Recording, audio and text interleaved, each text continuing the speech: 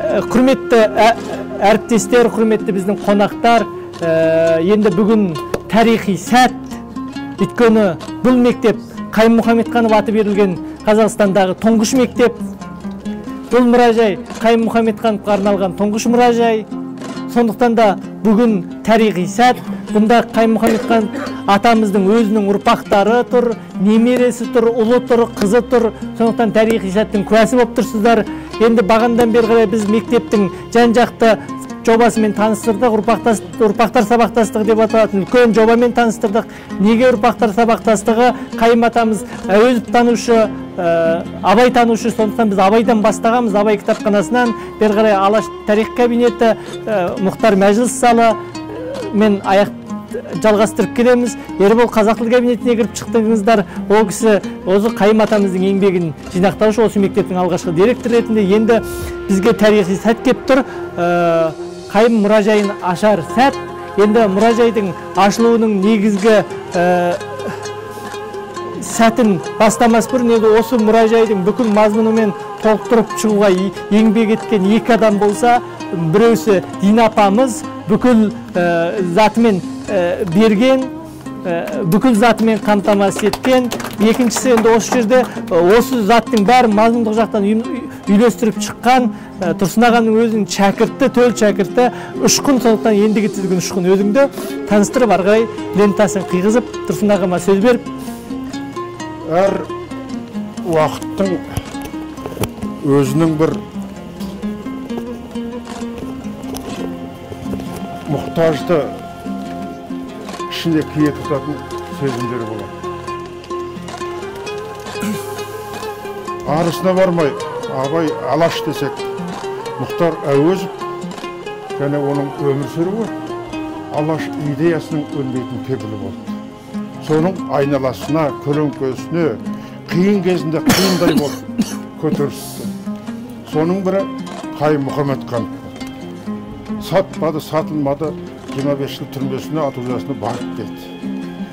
Ал Мұқан кеткеннен кейін Қайымның өмір сүруі сол Алаш идеясының тірі кепілі болды. Соның қасында сол жақшының ұлы игіліктерін, мұраттарын, шығармашылығын, ата-баба үйшілік армандарын, тіпті Фариқа апайға деген сондай бір жылы сезімдерін анда-санда бір айтып қоятын күлкілеріне дейін артындағы шәкірттеріне үлкен бір ұрық болды.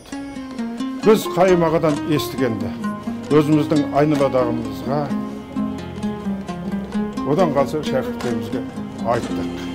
Соның нәтижесі сол Қайымдардың 1987 жылы мен Алаштың Ахмет Байтұрсыновтарды ақтаудың бас комиссиясының председателі болып жүргенімде осы Қайым ағалардың тәрбие ықпалының арқасында деп ойлаймын.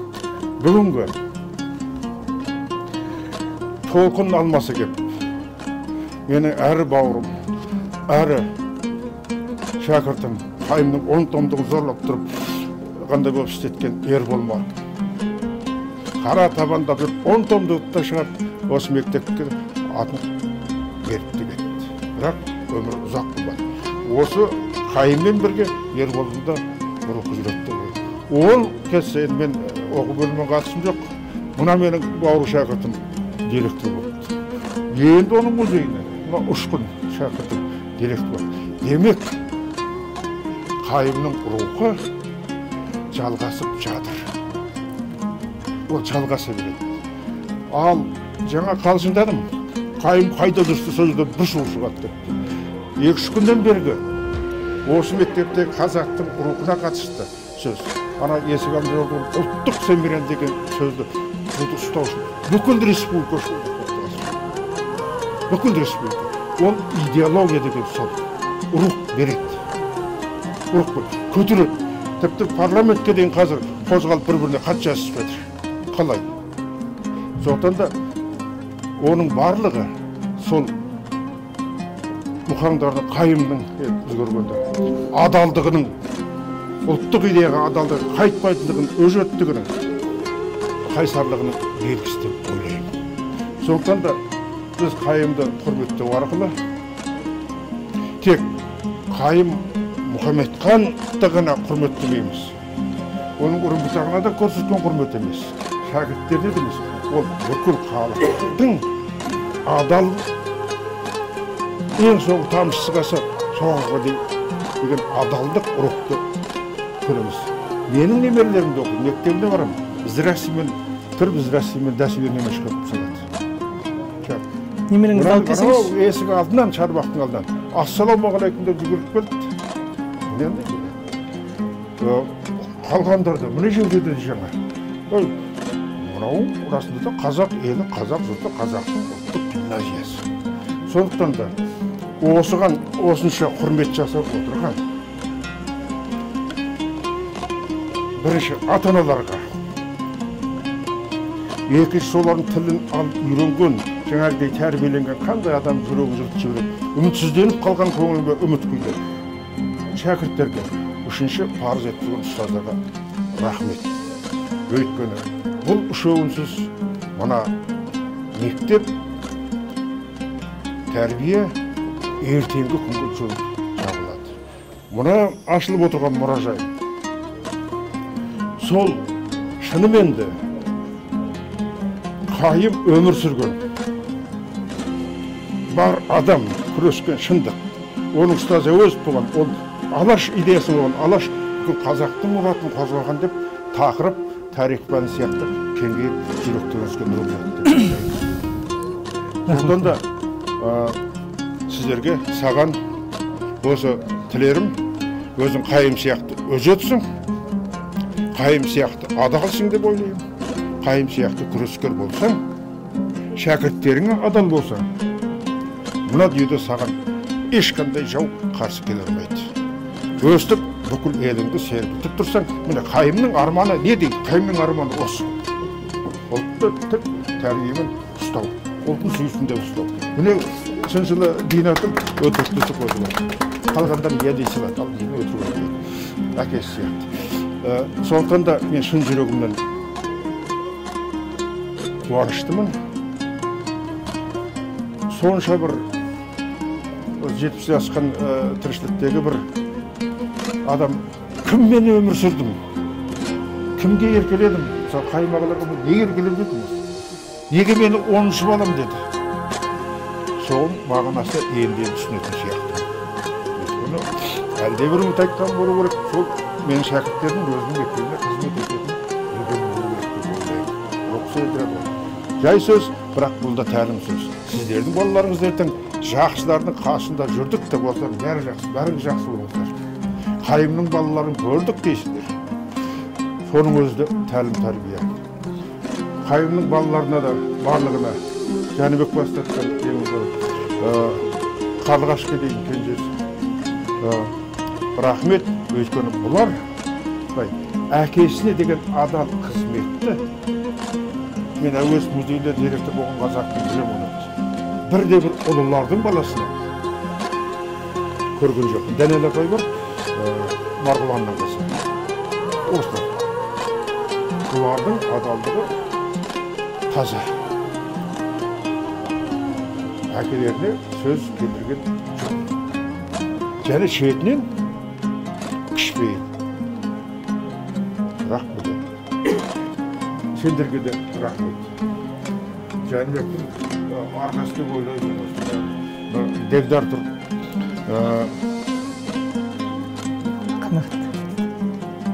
Ал кішін тұғылып көттім ба? Болады, шалда болады.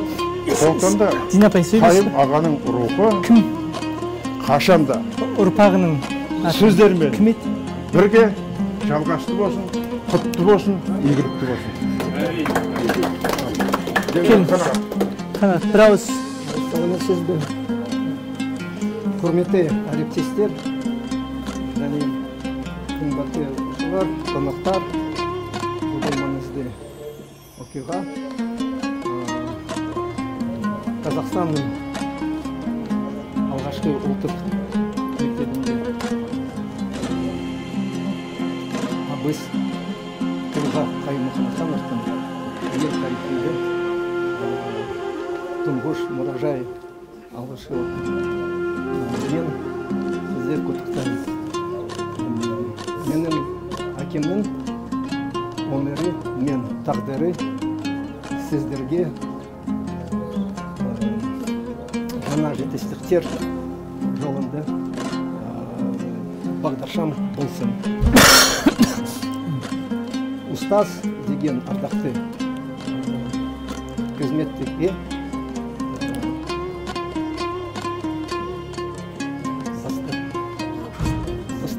бастай болсын. Сіздерге денсаулық және бақыт тілеймін. Көп рахмет.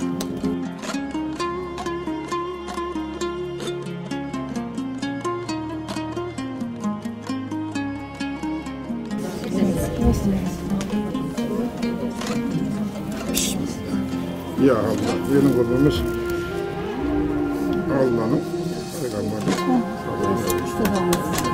Hüseyin abi, engek Hüseyin abi. Sağ ol, mutlu olsun.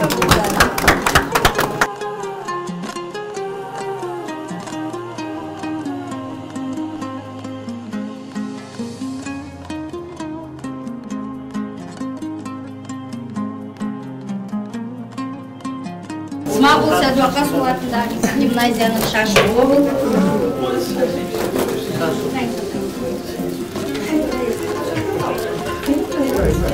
Алдыңыздар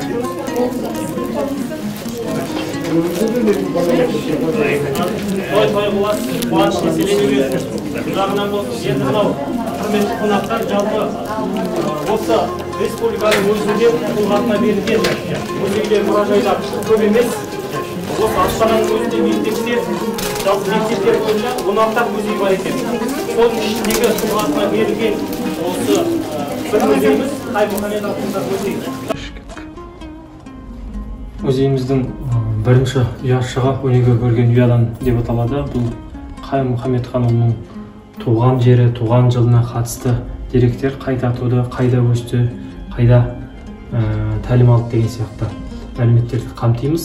Енді Қаймұхамед ханұлының әкесі Мұхаммедхан Сейітқұл ол туралы атаған дұрыс, айтып өткен ләзім. Өйткені кім болмасын өзінің өскен отбасында көрген тәрбиесінен өнетіні анық. Мұхаммедхан Сейітқұлы ол да осы Алаш меценаты болған. Алаштың ағартушы азаматтары Жүсіпбекке, Міржақыпқа қол ұшын созған Әлихан Көкбайлармен дастархандас болып, дәмдес болып, осы алаш қозғалысына ұйытқы болған жанашыр жәрдемшілердің бірі. Оның мысалын қайдан білеміз дегенде 1911 жылы Міржақып Дулатұлы абақтыға жабылады. Сол кезде алғашқы болып жаңағы кепіл жарнасы дейді, кепіл жарнасын беріп Міржақып Дулатұлыны абақтыдан босатып алған осы Мұхаммедхан Сейітқұл болатын. 1917 жылы мынау қазіргі жаңа Семейде Алашорданың астанасы болғаны белгілі. Сол астананың Алаш қаласы аталымына да осы Мұхаммедхан Сейітқұлы қолдау білдірген екен. Бұны сол жиналысты басқарған Қаражан Үкібайұлы және тағы басқа азаматтар туралы мәліметтерді берген. Осы хаттар сөйлейді деген Мұхаммедхан Қаймұлына жазған бір хаттан біз анық көрдік, анық білдік бұны. Енді жалпы өзінің үйін Мұхаммедхан Сейітқұлы ақсақал марқұм ол кісі өзінің үйін Алашорда пайдасына берген. Тағы бір үйі сол мектепке, сол кезде мектепке алынған. Міне осы мынау Қаймұхамедханұлының өзінің жазғанда менің туған үйімнің қалдығы деп анық көрсетеді. Яғни 24-28 жылдары Қайым осы үйде оқыған. Тағы бір суреттің сырын айта кету керек. Анасы Мақып Жамал. Бұл сурет 1940 жылы Мұхтар Әуезов Асқар Тоқпановты бастап Семейге келген кезде түсірілген. Алғашқы Абай туралы спектакль даярланып, оның режиссері Асқар Тоқпанов болып бекітілгеннен кейін Мұхтар Омарханұлы Асқар Тоқпановты Семейге алып келіп, Семейдің жергілікті халқымен, жергілікті тұрмыс салтымен, Семейдің өзінің жаңағы өмірімен таныстыруға әкелген кезде осы айтатыны бар екен. Осы Мақып Жамал, жеңгей, сізде ескіден қалған көне киімдер бар ма еді дегенде сандықтың түбінен алып шығып, Қайымның анасы Мақып Жамал осы киімді киген екен. Ал сол кездегі жас келін Фарихнұр Мұхамедханова мына киімді киіпті. Бұл суреттердің тарихы осылай. Жаңа біз демеушілік танытты деп атап өткен Абай сарыарқа басылымдары осылар.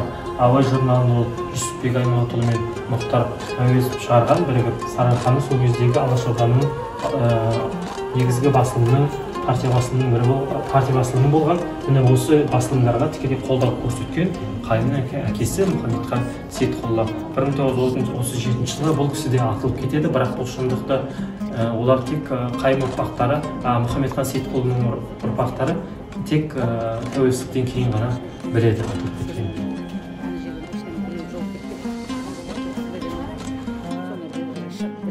Қайымның алғашқы баспасөздегі өлеңдері, баспасөздегі шығармалары, туындылары мына жерде берілген. 43 жылы екпіндіде, одан бөлек 41 жылы шыққан, тағы да 38 жылы шыққан шығармалары осы жерде ең алғашқы туындылар, тырнақал туындылар десек болады. Осы жерде көрініс тапқан. 1942 жылы Қайым Мұхамедханұлы әскер қатарына шақырылып Магнитогорскіге жиналады. Сол жерде жарақат алып, кейін қайтарылады. Жалпы Қайым Мұхамедханұлының 3-бірдей ұлы да, 2-бірдей ұлы да осы соғыс майданына барған. Бұлардан қайтып оралғаны осы Қайыммен тағы бір інісі. Ал одан бөлек бір інісі сол соғыста қайтқан. 1936 жылдың 14 қазанында Қайым Фарихнұрмен некелесіп отбасын құрады. Міне мынау құжат сол екеуінің неке куәлігі да осы екінші ұяшықта көрмеге қойылып тұр. Жалпы Қайым мен Фарихнұрдан кіндігінен 10 ұрпақ тараған екен. Фарихнұр апамыз батыр ана атанып, осы Қайым ақсақалмен бірге өмірінің соңына дейін өткізген. 1990 жылы қайтыс болады Фарихнұр апамыз. Міне мынау соңындағы Фарихнұрымыздың батыр ана атағын алған кездегі куәлігі. Ал мынау кішкентай бұл Қайым ақсақалдың, Қайым атамыздың жары Фарихнұр қайтқан кезде жазған өлең екен. Осы 2 шумақ өлең қойылып отыр. Бұдан бір-біріне деген ыстық махаббатты, жылы сезімді, сағынышты аңғарамыз. Мына 3-ші ұяшыққа келіп тұрмыз. Бұл 3-ші ұяшық жалпы Қайым Мұхамедханұлының өміріндегі ең ірі өрнегі, ең ірі ізі бұл Абай музейін жасақтау, Абай музейін құру. 1940 жылы музей құрылған, бірақ 47 жылға дейін музейді әркімдер басқарған. Және сол кездегі соғыс жағдайына тағы басқа да себептерден музейге жиналған экспонаттар, тағы басқа дүниелер шашылып, қараусыз қалып жоғалады. Содан 1947 жылы Қайым ақсақал хат жазады. Арнайы сол кездегі КСР ғылым академиясының президенті Қаныш Имантай Сәтбаевтың атына хат жазып, осы мәселені көтереді. Музейдің ауыр халде тұрғанын, болашағы бұлыңғыр болып тұрғанын. Содан бұл музей жаңағы академияның құрамына алынып, оған директор болып Қайым Мұхамедханұлы тағайындалады. Міне содан бастап Абай музейінің шырақ қайта жанып, өркендеп, экспонаттармен толығып, байып, біздің Абай тануға, Абай тұлғасын білуге, Абай ұрпақтарымен Абай өмір сүрген айналасын тануға осы себепкер болған Қайым Мұхамедханұлы ақсақал. Бұл Қайым Мұхамедханұлы осы музейдің жаңағы өмірлік халық университеттен соның өмірлік осы музейдің ректоры болып құрметті лауазымға ие болған. Мына осындай тарих. Бұл жерде жаңағы Қайым Мұхамедханұлы Абай және Қазақ мәдениеті халық университетінің өмірлік ректор атағы берілгенін 90 жылғы куәландыратын құжаттар. Одан бөлек мынау 48 жылы Қайым Мұхамедханұлы бастаған кісілердің жаңа Семей облысының әртүрлі аудандарына, ауылдарына экспедицияға шыққан кездері. Ал мынау міне 40 жылы жас Қайым. Сол кездегі Абай музейіндегі отырған бейнесі осы суретте көрінген. Мынау жас Қайым, ең соңында міне осы ақсақал Қайым, тұлға Қайым болып қалыптасқан кезіндегі суреті. Тұтас Қайымның тұтас ғұмыры, өмірі осы Абай музейімен, абай танумен тікелей байланысты. Енді тағы бір келесі кезеңге өтіп тұрмыз. Жаңа біз атап өттік Абай музейін құрушы деп. Абай музейін құрумен бірге Қайым Мұхамедханұлы Ақсақал Абайға қатысты деректерді, дәйектерді, фактілерді жинаған, тірнектеп жинаған жоқшы. Міне оның бір көрінісі, мынаған қарасаңыздар, мысалы Оспан Құнанбайұлының, Тағыл Абайұлының және мына жерде Микаил Абайұлының, Көкбай Жанатайұлдарының, Васила Бағауияқызы Абаеваның, осы Абайдың өрім ботақтарының айналасының фотоқұжаттары жиналған. Бұлардың барлығы осы Қайым Мұхамедханұлы Ақсақалдың тірнектеп жиюінің арқасында музейдің қорына құйылып, содан біртіндеп толықты, жиналды. Тағы бір осы тұрғыда айта кетейік, мысалы мынау біз қазір көп білетін, барлық қолданылып жүрген Абайдың ұлдары Ақылбай және Тұрағұлмен бірге түскен суреттері бар.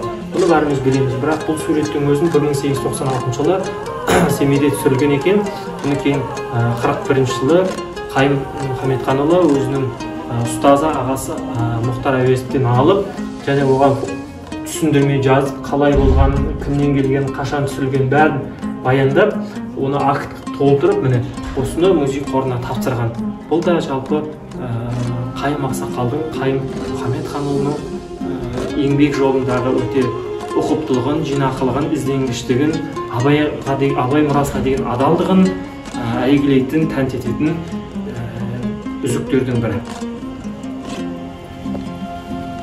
Енді біздің келесі екі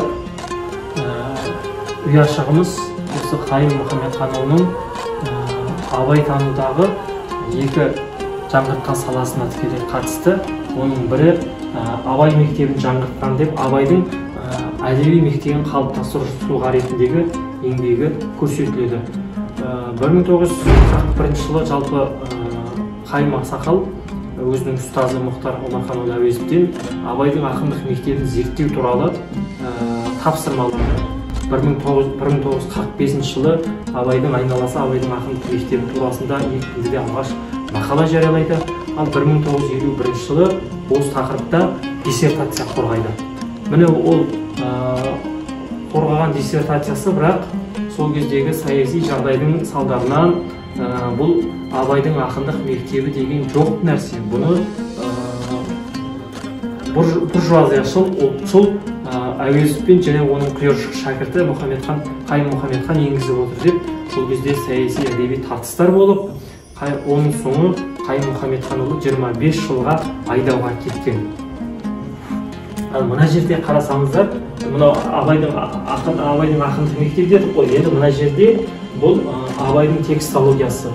Жалпы Қайым Мұхамедханұлы Абайдың осыға жоқ белгісіз өлеңін ғылыми айналымға енгізген адам. Сонымен бірге оның кейбір қате кеткен сөздерін Абай өлеңдеріндегі текстологиялық тұрғыда дәлелдеп, дәйектеп, оны түзеткен адам. Сондықтан біз егер бүгін қазақ елі өзі Абаймен, өзінің ұлы Абаймен мақтанатын болса, осы Абайды танытуда, Абайды қалыптастыруда, Абайдың еңбегімізге жеткізуде үлкен еңбек сіңірген қайраткер осы Қайым Мұхамедханұлы. Міне мынау жәдігерлер өзі қолмен түзеткен, өңдеген материалдар. Мынау сол Абайдың ақын шәкірттері деген атпен шыққан 4 том еңбегі, Абай шығармаларының текстологиясы жайында деген кітаптың мұқабасы. Осы жерде мына бір хатты қойып отырмыз біз осы ұяға. Бұл кімнің хаты? Бұл сол кездегі әдеби қайраткер Жақан Сыздықовтың хаты. Жақан Сыздықов жас шамасынан Қайымнан үлкен, 20 жылдары, 30 жылдары біз осы қазақ баспасөзінде Жақан Сыздықов деген атты есімді жиі ұшыратамыз. Әсіресе еңбекші қазақ басылымдарында. Осы Жақан Сыздықов арнайы хат жазады: Қайым нешек, сен мынаны өте жақсы істедің, сен өте үлкен жолдасың, осы жолыңнан танба, тайынба, жаңылма деп өзінің ағалық ақылын білдіріп қолдау хат жазып, Қайымға қолдау көрсеткен. Енді қараңыздар, біз жаңа ғана айттық қой, Абай текстологиясын өңдеген түзеткен деп. Мына жердегі аяғиниктің ішіне салып отырған экспонаттар Қайым Мұхамедханұлының өз қолымен жазған оригинал түпнұсқа қолжазбасы. Біз оны міне осындай арнайы неде сақтап отырмыз, білінбес үшін. Одан да көруге болатыны, мысалы, қандай сөздерді өзгертті Қайым Мұхамедханұлы, қалай өзгертті, қандай сөздер қате еді, қалай түзетті деген дүниенің барын сіздер осы жерден көре аласыздар, біле аласыздар. Қайым Мұхамедханұлының бірден осы музейге кірсеңіздер, көзіңізге сіздерге осы мүсін түседі, бюст түседі. Бұл бюсттің де ерекшелігі бар. Бұны біз бұның әрбір балшығын елеген осы мектептің оқушылары. Өз қолымен елеп, осы мектептің ұстазы Мұхтархан ағамыз өзі бейнелеген. Сондықтан бұл жерде де Қайым Мұхамедханұлына деген ыстық махаббат, сағыныш және құрметті ізет бар. Оқушылардың өзінің қолтаңбасы, осы мектептің мұғалімнің өзінің еңбегі, төл туындысы. Келесі бетке ауысайық. 1951 жылы үлкен әдеби тартыс болады. Ол тартыс Қанғай Сүнчали және Сәбит Нұршев бастаған топтардың арасында Абай мектебі деген бұл жоқ нәрсе, ол сандырақ. Ол әуезовтің ойлап тапқан дүниесі дейді. Міне осы кезде енді ғана кемеліне келіп, енді ғана жетіліп келген Қайым сол қатар 1957-25 жылға келеді, бірақ кейін 55 жылы 5 жылдан кейін қайтып оралады. Сол кезде Қайым Мұхамедханұлынан тәркіленген құжаттар екен мыналар. Ал бұлардың көбі қайтқан жоқ. Осыншама құжаттар қолды болған. Бізде түрме шығармашылығы деген ұғым бар. Түрме шығармашылығында Қайымның да түрмеде айтатын, түрме деген бір жақсы болды дейді, өзінің сұхбатында айтады.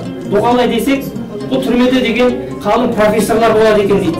Менің екінші бір мектебім болды деп айтады. Міне осындай қайсар адамның, осындай қайсар сөзінің арқасында Сормаңдай Лиза дейтін шығарма қазақ тіліне аударылды. Ол түрме шығармашылығын, түрме әдебиетін байытқан, Қайым Мұхамедханұлының ерік-жігерін танытқан тағы бір құнды жәдігер.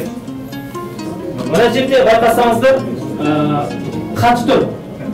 Қайым Мұхамедханұлы осы Карлагта болған кезде балалармен хат алысқан. Осы тура ортамызда Жәнібек дейтін сол Қайым ағамыздың ұрпағы баласы бар. Мынау сол Жәнібектің бала күнінде өзінің әкесіне жазған хаты. Міне, бұның барлығы мынау ал Қайым Мұхамедханұлының балаларына жазған. Балалар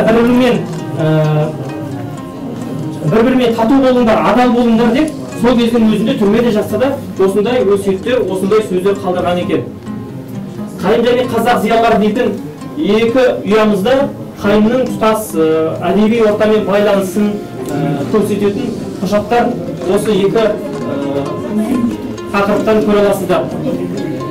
30-ға жетпеген Қайым алғашқы әнұранның авторы, ал мына өмір өнеге сөз ұран дегенде қарасаңыздар, міне әнұран бірге жазған кездегі жоласы әнұрандары бар. Бұл Әнкейдің хаты екен.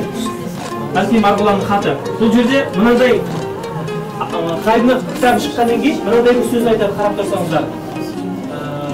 Тағы да сондай нәрселердің соңына шұғыла түсіп тұр дейді. Яғни кешегі Алаштың соңғы тұяғы Қайыммен Әнкей тағы да сондай нәрселер мен айтып тұр. Ол өздері туып өткен Алаш идеясының, өздері арқа тыққан Алаш арыстарының ертең күні туып келе жатыр дегенді осылай емеурінмен, тұспалмен білдіріпті.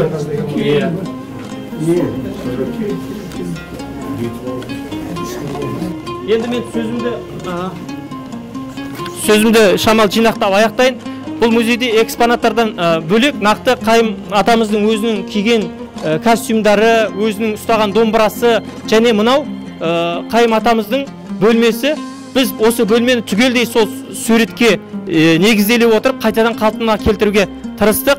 Ал мына жерде Қайым танудың қазіргі жаңа белесі, Қайым тану қаншалықты жүріп жатыр дегенде осы сөрелерден, кітаптардан, материалдардан көре аламыз. Мына жерде 2 гигабайт материал бар.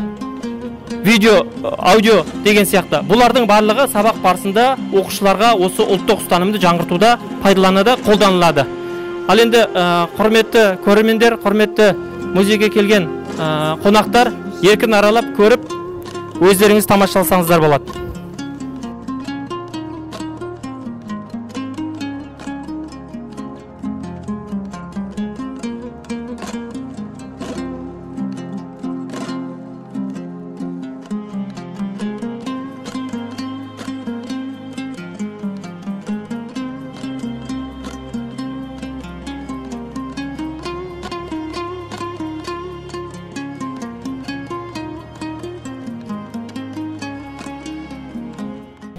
Мен телефон тапсырам.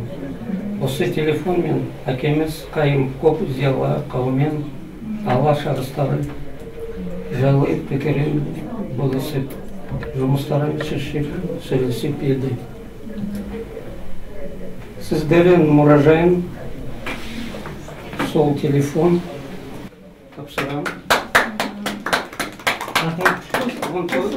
Фотода столда сол телефон жұмысты кабинет бар.